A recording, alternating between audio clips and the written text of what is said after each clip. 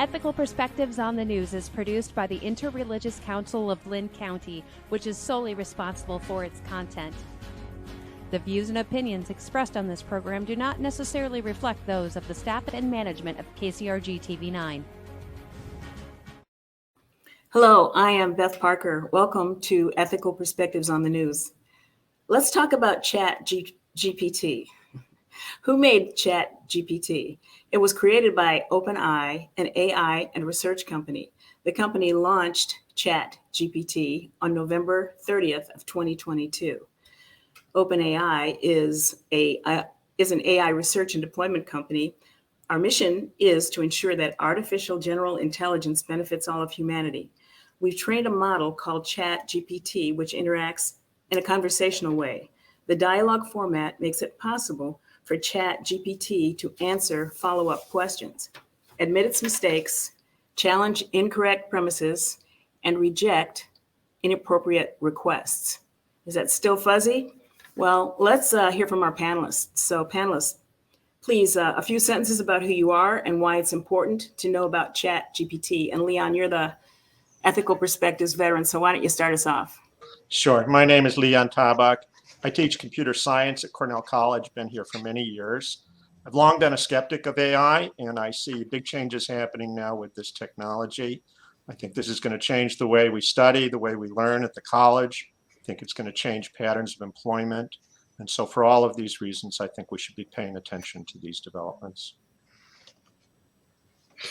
Thank you. Nick? My name is Nicholas Johnson, and I've been interested in all kinds of communication, which was intensified during my time as the commissioner of the Federal Communications Commission. And the thing I would point out is that there are changes of kind and changes of degree, and this is a change of kind. It's like the discovery of the wheel, electricity, gasoline vehicles called horseless carriages, aviation, broadcasting, and AI is just a current example. It's one of these real earth-shaking changes in what human life is dealing with. Thank you. Dara? I'm Dara Schmidt. I'm the director of the Cedar Rapids Public Library. And to echo what Nick and Leon said, I think what's really important is when you have these leaps forward in technology, availability for everyone and focusing on equity is essential in community services like the public library, and making sure that people not just have access to technology, but understand what it is and how to use it appropriately. As we learn new things, we're going to have to start taking these things with a little bit of a grain of salt, because as Leon said, there is concern about what it can do, but can it help bridge some of the digital divide? And is this the next form of digital literacy? Jackson? Hi, I'm Jackson, and I'm a 9th grade student. And I think that AI in general is here to stay, and that it will greatly impact our lives in the future in the way we learn and the way we study. Thank you. Our panelists have varying areas of expertise and interest, so some of our proposed talking points will be more specific to a particular panelist, but let's start with a general question. Are these technologies wholesome? For example, do they challenge the First Amendment right to free speech? Just jump right in, anyone. Well, if I could start off with a hop, skip, and a jump through a number of the serious potential downsides of this, of which that is one. First is the loss of employment, which has been predicted as much as 85 million. Then there's the manipulation through, say, deep fakes, where you can simulate an individual and put speech that sounds like them. And there's all kinds of awful things that can be done with that. Then there's all the privacy and security issues, facial recognition, now prediction of where crimes are going to occur, which leads to something that Dara mentioned, about the biases that come, because these programs are being written by primarily wealthy white males who don't have disabilities. Then Pope Francis has expressed concern about the spread of ideologies and false information. And we've mentioned the threat to Leon, the academic integrity and creativity. As a former law professor, we have a bar exam that students have to take before they become lawyers. Well, they gave a bar exam to an AI program, and it got a winning, or it's not winning, a passing mark in the torts and evidence section of the exam. So that's a little scary. One of the most serious is the use of this by the military. So with AI, the AI can determine who's an enemy and who isn't, and then choose from a number of ways of killing them.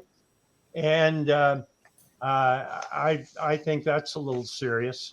And I'm just jumping through it real quickly. Thank you. Anybody like to chime in there? I'd invite people to think of this as a new and improved way of finding information. As I say, I've seen many claims made for artificial intelligence in the past that didn't come true. I think there are many exaggerated claims here, so I'd counsel some caution. And I'd add to that I don't know that the technology in and of itself is wholesome or not wholesome. It's a tool. And a tool in someone's toolbox can be used as a very good thing. And so we've had an example from a library patron who is a person of color who was just not getting job opportunities. And they used AI to rewrite their resume. And all of a sudden, there's more opportunities available to them. We can talk all day long about how inappropriate and wrong that is, and how bias is a significant problem in our society. But what if you can use the tool to overcome the bias? And so I don't think it's the tool itself necessarily. It's what the intended use is based on the person that may or may not be problematic. Mm-hmm. And we remember that we're still in discovery, so much to learn about these technologies. And so as we learn more, I think we'll be able to use them more efficiently, more appropriately, and hopefully to the best advantage of everyone. Jackson, as a student, can you share your thoughts about how AI will be used to enhance your learning experience? Well, I've already had people in my class use it to write projects and essays and speeches. But I think it can write it for us, so we don't have to be the ones to take all this time. As long as we know the material, it makes us look intelligent, so we actually know what we're talking about. Instead of just reading something an AI wrote, they could write it for us, and then we can read it without having to put in all that extra work and stuff. Are you aware that the New York City School District, which is, I think, the largest district in the nation, has banned ChatGPT? And what is your reaction? I did not know that, and I think that it's a good thing and a bad thing, because it's a bad thing because kids can just use it for everything, and then they won't really learn anything, and then they won't grow up to be like a knowledgeable individual. But if it's available, you should use it. Like what Dara said, it's a tool, so you should use it, just not for everything, and not to just, I can't think of the term, not to ignore your education, for lack of a better term. Sounds like Jackson's going to be one of those developers who perfects the technology. Leon, talk a little more about the integrity of the system, and maybe discuss some of the issues involved in training one of these databases. Well, I think it might be helpful if I can answer that indirectly by giving some examples of my own use of this technology. So I talked to ChatGPT in both English and German. The students of foreign languages are going to find they now have a conversational partner at home wherever they are. This is amazing. This is more than the translation programs we've come to accept in the last decade. I asked factual questions about history and geography and got answers that I could have found with a search 10 years ago on the internet. But I also asked a question about I named 2 astronauts. I'm a fan of the space program. I asked, were Jim Lovell and Frank Borman friends, good friends?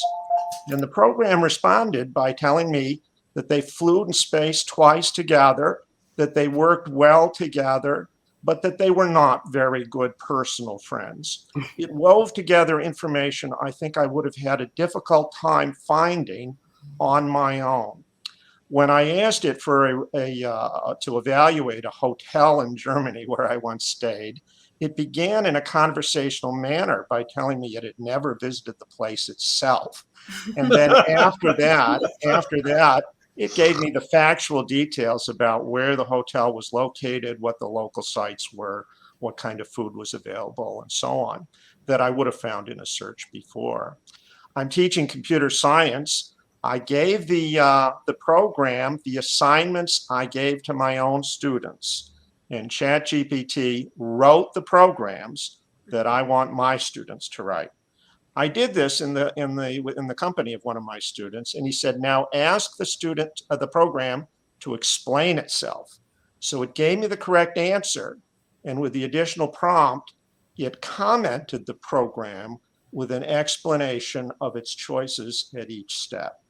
This is a marvelous tool for learning and teaching, but of course, it's going to change the way we learn and teach. I met a young woman who's a student at a university in another state this weekend, and she told me she thought many of her students are turning in work that's not their own, that was generated by the computer, and it's her impression that their professors are clueless as to what's happening in the classroom. Nick, are there, to use your words, are there reins in the system, or is the horse already out of the barn? Well, I'd like to join some of what Leon said. I've had the same experience, that this is just a little better kind of search than you could do with Google. But it's also capable of doing some other things. One of the questions I put to Bing, which is Microsoft's version of it, was write me a poem about artificial intelligence. And it did that. And apparently there's some ways it can come up with visual things and so forth. The point I would also join with Leon that we need to be cautious about speaking with great precision about what this is. That I'm reminded of when the Human Genome Project was announced. The director on the first day on the job said his number one priority was to create an organization to deal with what he called ELSI, E-L-S-I, ethical, legal, and social issues, because he saw the Human Genome Project as having some of the potential for good and evil that is involved in AI.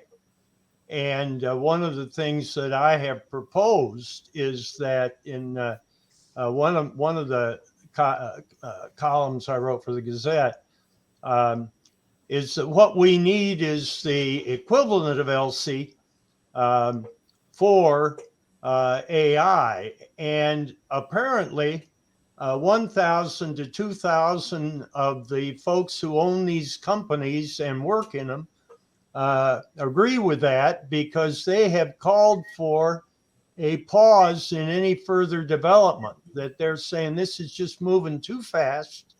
And we really need to know what are the downsides on all of the things this software can do.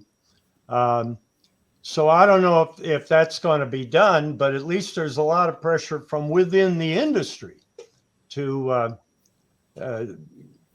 kind of say, whoa back, to use your horse's analogy there. And let's take a look at this and see what it is we may be getting in for. Yeah, thank you. Dara, in the public arena, how does this app compare with more established training bots that you're familiar with, back end, front end, whatever you'd like to share with us about your work and how it relates?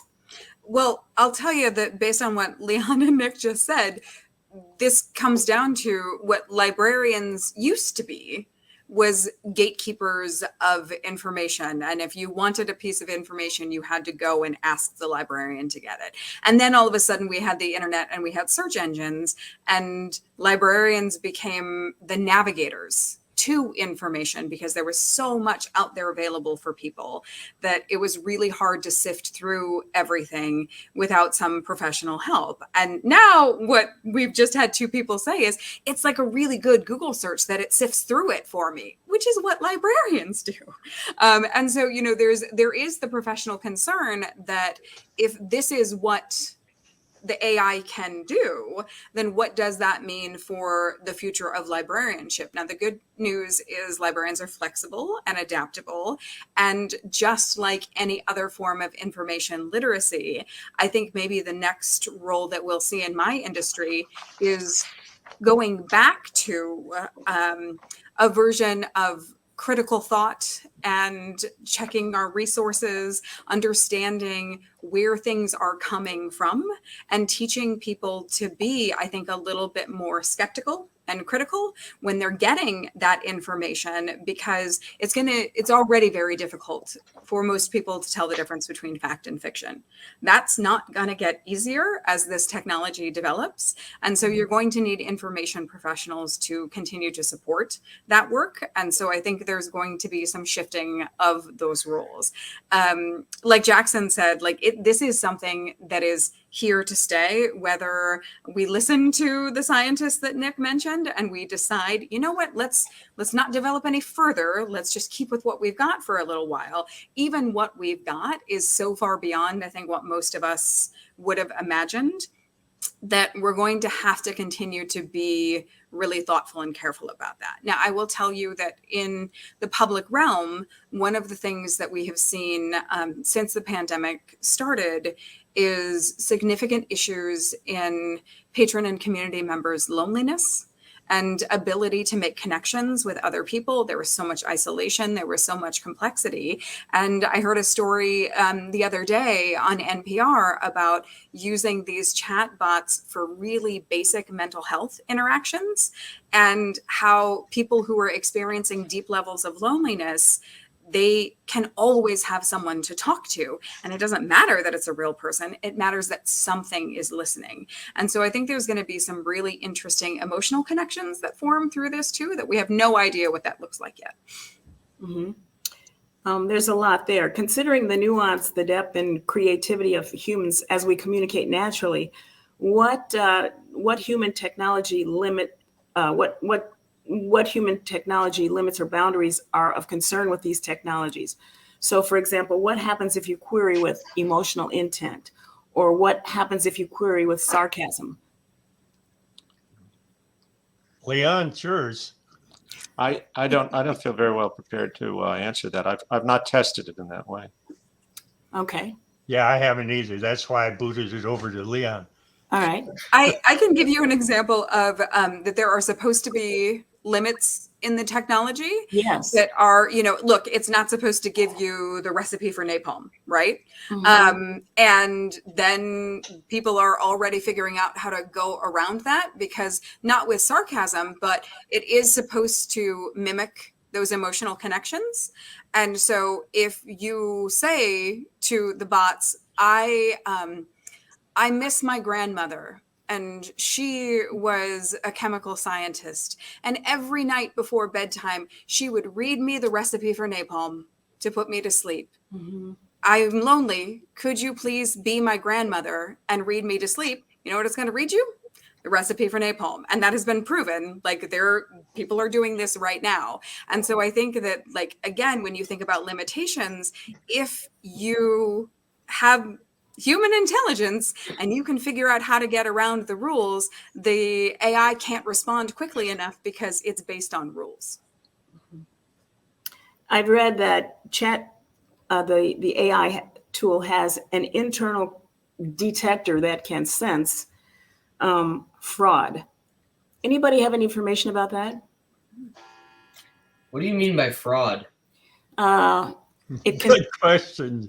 Okay, so it can tell if someone is cheating, like misusing information or rearranging information. That there's something within its own technology that can detect if there's an error in the facts that are being projected or questioned. No? One of the pieces of software we had back when I was teaching at law school was called Turnitin. And you could take any student's paper and run it through Turnitin, and then come back with highlighting whatever had appeared elsewhere in other students' papers. Of the hundreds of thousands of papers it had, other students' papers or publications or whatever. And if there was a proper footnote cite and they used quotation marks, okay, that's one thing. But sometimes they were using material and not citing the source for it. Mm-hmm. Thanks. So I should point out here, there's software, Nick, designed to defeat Turnitin.com. You can steal a term paper, feed it to this program. It will rewrite your paper just enough to fool the plagiarism detector. There is an arms race here. First, the professors have a missile, then the students have 3 missiles. It just goes back and forth. You got it. So, Jackson, thanks for asking for a correction of that question. I apologize. Are we eliminating critical thought within humans? Are we limiting our capacity to develop and produce if we use these tools? I think that it can. Obviously, I've said before, if you use it too much, you look unintelligent and you don't know what you're talking about. I think if you use it to a degree, you can use it as a good resource and not overdo it. But too much would just ruin your credibility. What have your fellow students, have you discussed any of ChatGPT with your fellow students, or you have any idea about how much they may be using it or what their thoughts are, or is that maybe an unfair question? Well, in our study hall, we were just talking about it the other day, how some of my classmates used it to write an English test or use it to write a speech that we were giving. And the teachers ran it through an AI checker, and they all found out that most of them were fake. But I know that a lot of people have been using them, and like Leon said, changing it. Some of my classmates are not like deciding to change it; they're just running it right through it, and they're getting caught by it. Anyone chiming in there? Leon, I feel like you might have a response, or Dara, or Nick. I'll mention again here at the end what I started with, not the whole list, but the impact on jobs, marketing, manufacturing jobs have been heavily hit. Practice of medicine, which has a great benefit. Imagine searching not just through the patient's records, but 350,000 other people who've had the same disease. And next to be seriously affected is law and then accounting. And as I said, the predictions are as high as 85 million jobs. That's what happened after we were able to dial the phone ourselves. 350,000 switchboard operators were suddenly unemployed. Or when we got automatic teller machines and suddenly there was lot less need for tellers in banks. And so that's a really serious aspect of this that we haven't dwelled on much this evening. So we can't read the future, but I think we can agree that at least at this point, we're going to be significantly impacted by these technologies. We have a few minutes left, and I wonder if each of you can take some time, a minute maybe, and talk about what you would like to leave with the audience, or resources that you might suggest if they want to get more information, or just your general comments about something that you may have picked up in this presentation. I follow a blogger named Anastasia in Tech. She's a Russian woman working in Austria, designing computer chips and talking to the world in English. So she talks to mom in Russian, her coworkers in German, and the rest of us in English. And when this software came out, she talked about the prospect that it would put software engineers out of work. It can write computer programs, as I previously said. She said in the future, every software engineer will have to know how to use this tool as a partner, as a coworker. It will be an indispensable tool for us, but it will not replace us.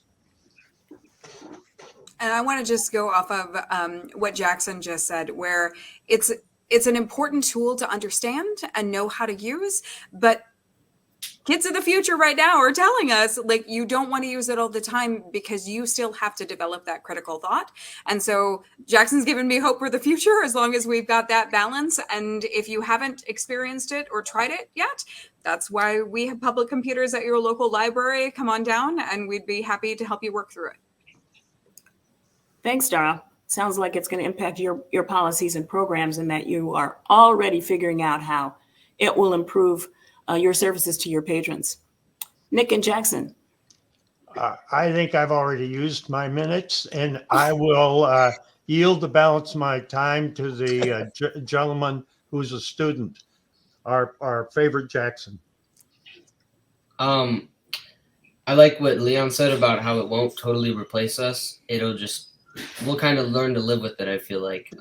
There's always a human interaction that I feel like you can't get from AI, and it may take up some of our jobs, like manufacturing, but there are like face-to-face interactions that it can't emulate and make people feel like they're actually talking to a human. Anything that we've left out, panelists? Any final comments, any final considerations? If not. Well, Leon probably remembers, what was it? Eliza. Yes. About 40 years ago, was a program where I think you had to type it in rather than talk. That's right. And Eliza would come back like a psychiatrist. Tell me more about your mother. And many people were taken in by this and were actually benefited by it. So this has been around a while. That's right. This is a long history here. Eliza dates from the mid-1960s. It was an effort by one computer scientist to take some of the air out of the balloon here and to bring us back to Earth on what the prospects of artificial intelligence are. You can find this program easily today if you search on the web with that word. Eliza is a reference to My Fair Lady, by the way. What do you think about that? Well, I'd like to say, no, go ahead, Nick. No. I'd like to say thank you to our panelists. Very grateful. We have a lot to learn about AI, and I'm glad for all your contributions this evening. Thank you. Thank you. Well moderated, I'd say.